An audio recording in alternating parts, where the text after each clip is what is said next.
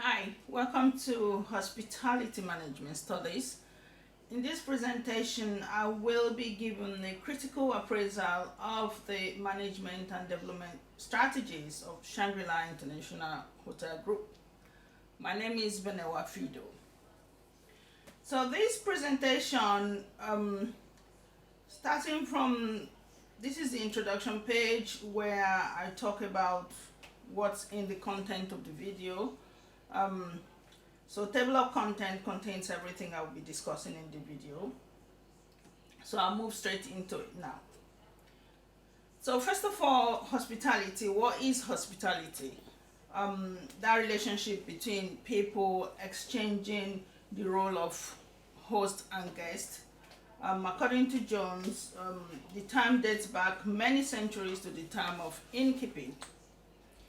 And so it's mainly about provision of food, accommodation, and drinks to strangers. So Lashley identified three main domains, and he calls them the private, the social, and the commercial hospitality. So where commercial hospitality involves exchange of money for the same facilities of food, drinks, and accommodation to strangers. So the key things to achieve success in hospitality is knowing what brings pleasure to the guest and giving them that. And the challenges for hospitality management, therefore, is going beyond materialistic basic instincts of food, drinks, and accommodation, and creating this symbiotic relationship with your clients. So we're going to focus on this now. With the understanding of hospitality, we're going to look into Shangri-La International Group to see the kind of hospitality they bring on board, and remembering our title being that appraisal of the management and development strategies of Shangri-La International Hotel Group. So Shangri-La was formed by Robert Kirk, and this hotel chain was incorporated in Bermuda in 1971. It started its operations in Singapore and now has its headquarters in Hong Kong. The company has a global presence in 76 countries or 76 destinations, for reasons that these destinations may not necessarily be countries. They own and manage over 100 hotels under 4 different brands, and they have over 40,000 rooms. The group is a public-owned company, and it's part of the Kirk Group. Remember, Kirk is the chairman of the company. The business portfolio is mainly real estate, restaurants, bars, wellness, and lifestyle facilities, and they are located in very, very prestigious locations across the world. Shangri-La has over 40,000 employees. Now we're going to look at the network and the structure of Shangri-La organization or hotel group. So Shangri-La Group has a network of 3.53 billion. This is as of June 2021. With a board of directors, they have a board of directors of 8 people and 7 management team. So this 7 management team all consist of different departments. And because of that, it is a functional organization because it's got the departments and they've got staff underneath them. And within the organization, there's the top management, the middle management, the operational management. And all of these people report to their organizational departmental head. So with the chain of command, they have delegation of authority coming from bottom up and then coming from top down. And it has a decentralized system, a channel of communication, because information comes from the top down and it comes from top up again. And their span of control is tall and narrow because the organization is very hierarchical, from the top going all the way down.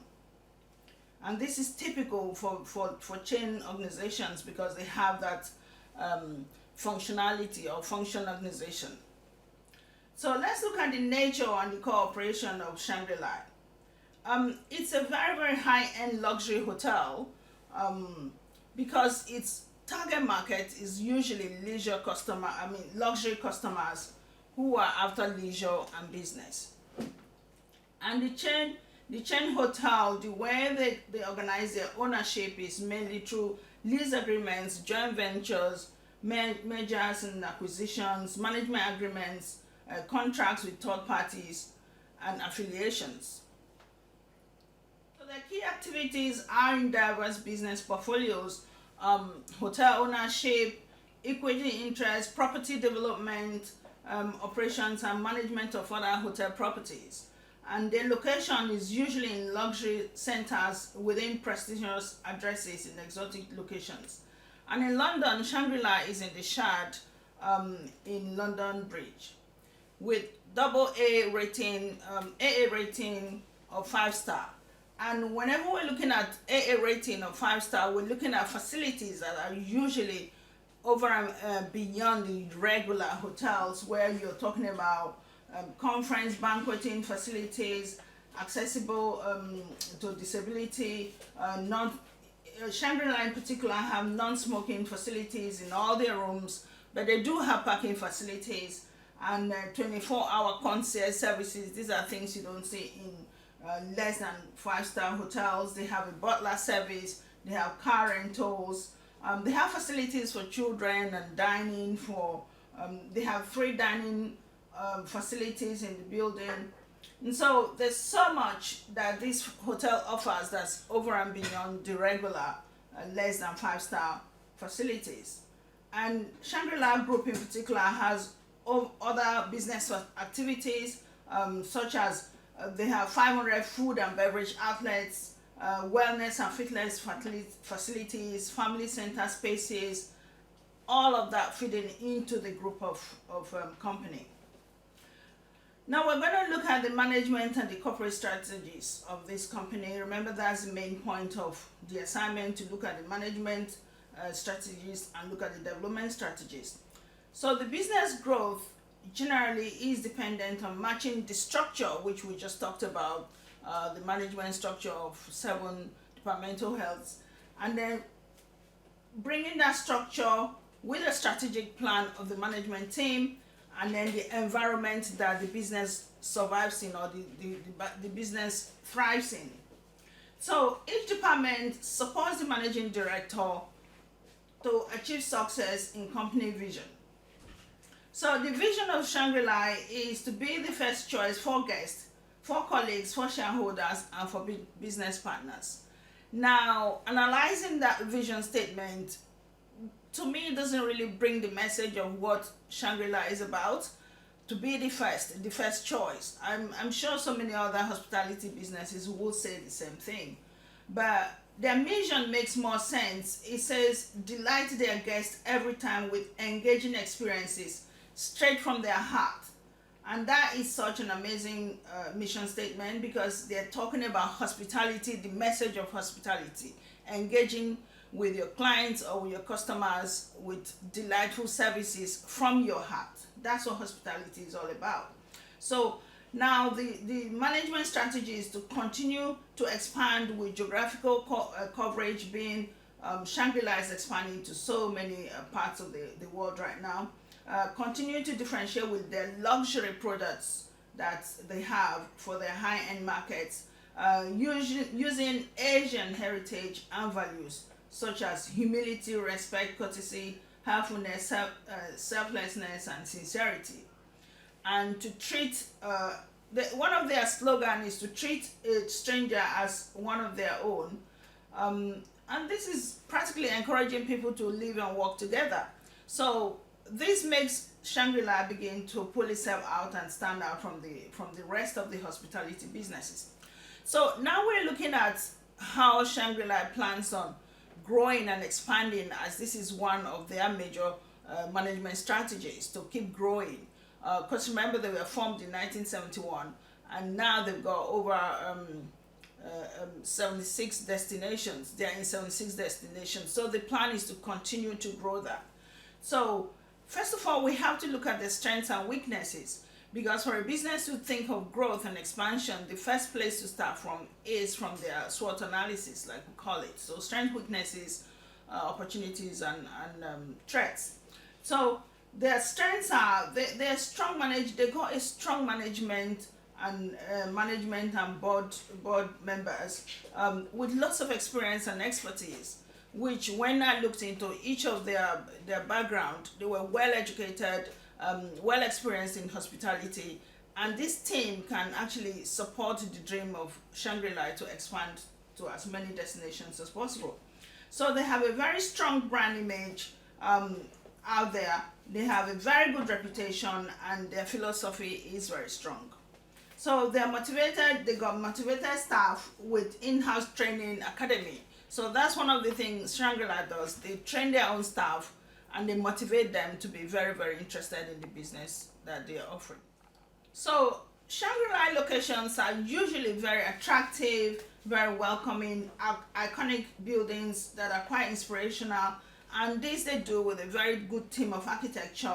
So wherever Shangri-La is located, they're very, very visible, and that's a strength that they have. They have customer loyalty programs called the Golden, the Jade, and the Diamond Circle, and their market is very, very diversified. They have middle range rating on the scale of 1 to 10 of hospitality businesses within their capability or within their sector. They are in the middle range. They're not in the top and they're not in the bottom. So that gives them room for further growth. Now their weaknesses is Shangri-La at the moment, from my research, they lack innovation, especially with digital technology and social media skills. They are still very behind on that level, so that's something they need to work on. They're concentrating their marketing on advertisement, while digital technology could have given them more, so this is an area they have to look into. There's a high cost structure due to these iconic buildings that they take on, and that is a weakness because, again, is eating into their profit. Their brand is mostly focused in Asia, so at the moment they are not really spread out across the world, which hospitality businesses in their sector are really, really well versed across the world. Example, Marriott. With demography focused on luxury and upper class customers, the company lacks access to budget customers, so that's a weakness they have to look into. So we're going to look into the opportunities they have now and the threats. Now the strengths and the weaknesses are internal to the business, so these are things they can handle and deal with. But when it comes to opportunities and threats, these are outside of the powers of the business, but again, there are things they have to look into and see how they can strategically work with these things to be able to move forward. So availability to technology is an opportunity because it's out there. Digital technology is everywhere, and this is something they can use to innovate and come up with creative products. Globalization is out there in the world. Everyone can be accessed from anywhere in the world. So it gives Shangri-La an opportunity to actually spread their message, spread their brand across the world. COVID-19 and lockdown has created opportunity for hospitality businesses to start thinking outside the box now and looking at ways they can give themselves opportunity to grow. So there are lots of facilities right now in the industry that so many other companies are using, like the QR code and all of that. Opportunity with millennial and Generation Z demography, it's something that they can look into because this is a sector of the market that Shangri-La hasn't looked into, and it's an opportunity that they can take on. Example, Marriott has taken on the Moxie, which is now tapping into that market that has been ignored for so long. Become eco-friendly and green with specialist products. This is something that's very current right now. Lots of customers are looking into companies that are green brand or eco-friendly and are supporting sustainable development programs and products. So that's something that Shangri-La can look more into. The threats they have, again, is competition, especially in Asia. Lots of hospitality businesses, on seeing the success of Shangri-La, are beginning to get more and more into the industry and practically taking some of their markets from them. Lack of technological innovation. Again, technology is an opportunity and also a threat, because if you don't join technology, your products will be obsolete and then you'll be killed and you'll be out of the market. So lack of diversification to budget markets, again, that's a threat, because now the budget market is out there and Shangri-La hasn't tapped into it, so they may be losing a lot of customers on that. Continuous expansion plans. The company may be growing too fast, because again, they are really spreading their wings really quickly. That's something they have to look into. It's a threat, and they can narrow it down and be more organized about their plans. Economic downturn due to pandemic and government COVID lockdown affecting hospitality industry. So all hospitality industry have been really put in a very, very bad position right now because of the lockdown. So the economic downturn has affected everybody, and hospitality turned out to be one of the worst hits due to lockdown. But then it is a threat, and it's also an opportunity, because then you think out of the normal way of doing business. So high government taxes, inflation, interest rates, these are all things that threaten every business wherever they go. Where an example was when I looked into the annual report, and I saw that the business, the Shard, the business based in the Shard, was actually costing Shangri-La quite a lot of money compared to their other interest. So now we're going to look into the business development strategy of Shangri-La. Okay, so we're looking at the business development strategy of Shangri-La. Remember, it's in 76 destinations, and that means they've been doing something right. But what are those things that they've been doing that's helped them to actually achieve these results? And from my research, I could find that they're using Porter's 3 generic strategies, where Porter is talking about differentiation and focus. And so in particular, Shangri-La is focusing on the differentiation strategy, where they're able to meet their individual customers' needs, who are the luxury customers. And remember, I mentioned that Shangri-La needs to look into budget customers. So what Shangri-La has been doing since its existence is focusing completely on luxury customers, on a five-star rating accommodation, where their customers are people who pay between £450 per night to about £1,700 per night. They're not looking at customers any less than that. So with their differentiation strategy, what they've done is they've made these customers feel very, very welcome, very, very comfortable, provide all these customers need, giving them the accommodation, the facilities, to ensure that these customers are very satisfied and they're very happy with the money they paid. So that is the strategy they've held on to, and this is the strategy that's helping them grow. So with that, they've achieved loyal customers who are very comfortable, very happy paying that kind of price for the type of hospitality they've been given. So the next strategy they've used is Ansel's matrix strategies, where they are looking at market penetration, and the market penetration strategy is they're so big in Asia, so they're using the same product and going into more and more destination where the destination is based in Asia. So their penetration is within Asia. And then the other strategy they then started taking on slowly is the market development, where they're using the same product, the same luxury brand, and they're taking it into different markets, being Europe, Africa, and other American destinations. So that's been the strategy that's worked for Shangri-La, and that's the strategy they've been using. So other development strategies has been using the mergers and the acquisitions, joint ventures and affiliations and franchising and licensing. Now, all of this is about interacting with other providers where they don't really have to buy the property themselves. So they use their brand name and give it to a property owner, and then they work with them, bringing everything about Shangri-La to that destination. So this has helped them to spread their wings and grow across different destinations. The next thing they did is, as of December 2019, the company had equity interest in 78 hotels. So that tells you that Yes, they don't really invest their money in buying the property. They begin to acquire this property in different ways, and all of this helps them to grow and become stronger, a stronger brand that we know about.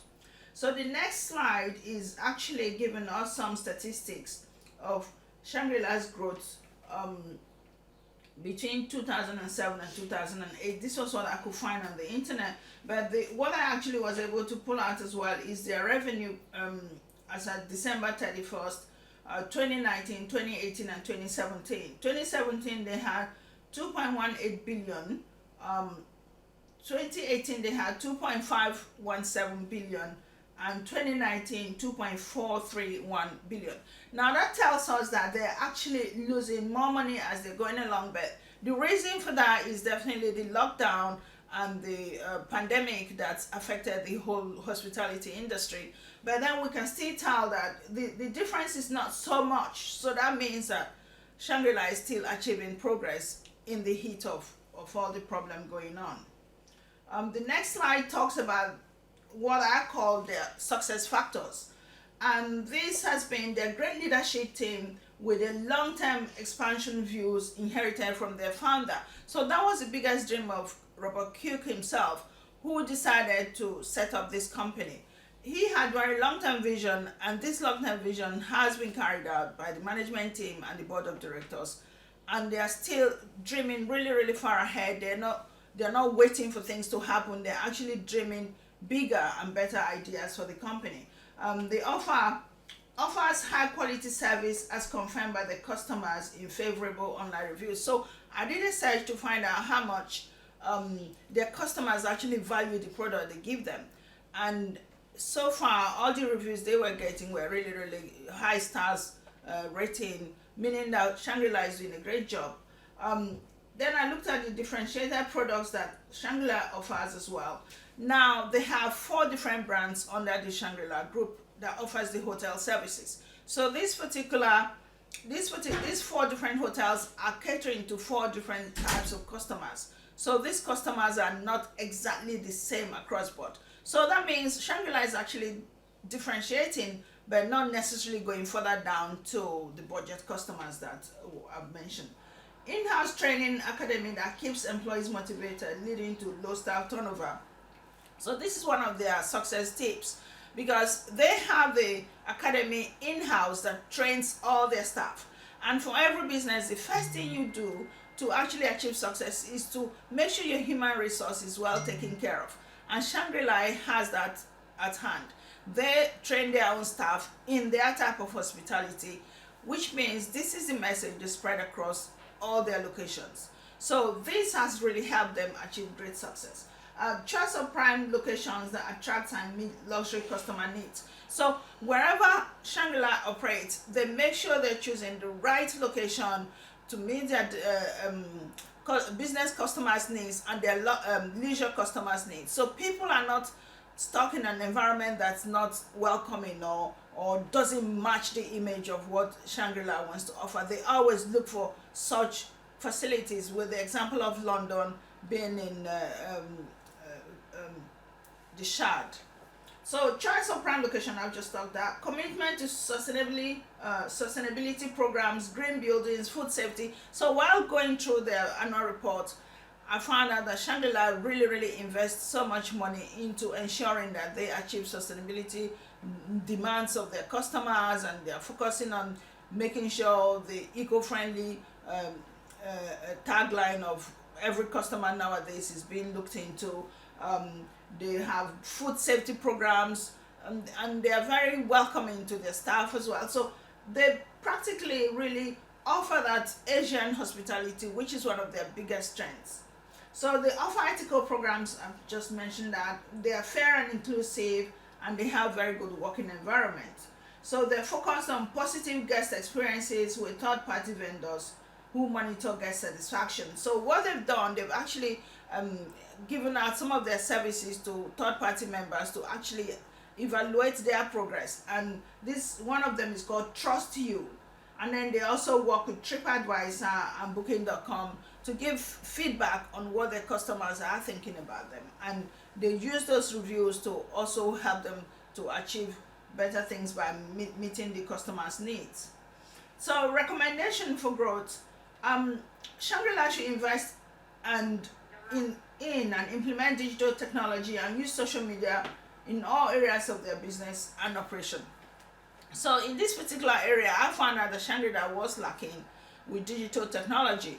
So especially now with the industry and the pandemic and the lockdown, every hospitality business is looking into how to innovate new products.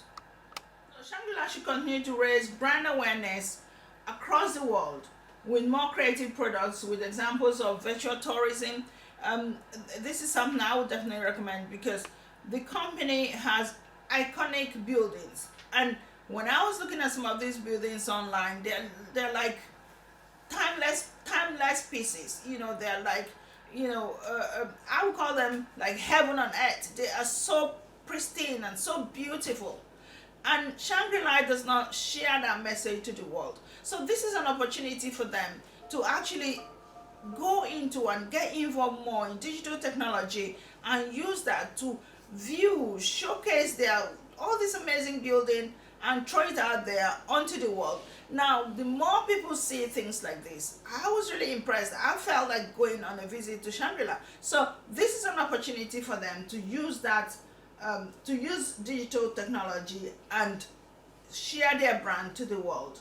So to develop more creative expansion strategies with forward vertical integration, where they're looking upline, so to say. So things like airline, working with some airlines, maybe get their customers across to them, work with tour operators who would then attract more customers to Shangri-La, travel agents that would sell Shangri-La products, entertainment opportunities. So when customers come to their venue, their hotels, maybe they have centers for entertainment. Things like that could attract more customers to them. Introduce new products using differentiation with budget hotel customers, which I mentioned earlier. The example of Moxie with Marriott is a good example. It's something that's really worked because this younger generation, they're exciting, they're excited to travel, they want fun. So this is the opportunity for Shangri-La to tap into that market. Consolidate growth in existing current hotels before further expansion, as development is extremely costly. So again, this is something that it's worth looking into.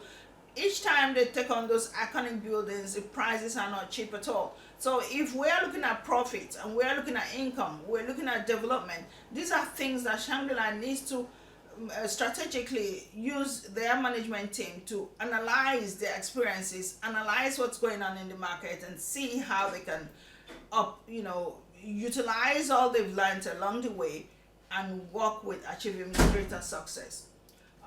The next slide is conclusion. So Shangri-La Group of Hotel is a fast-growing Asian luxury hotel, and it was set up in 1971. Company has over 100 global luxury hotels set up in noticeable iconic buildings and prestigious locations. They own a strong board of directors and management team, and this is what has really helped the company achieve greatness.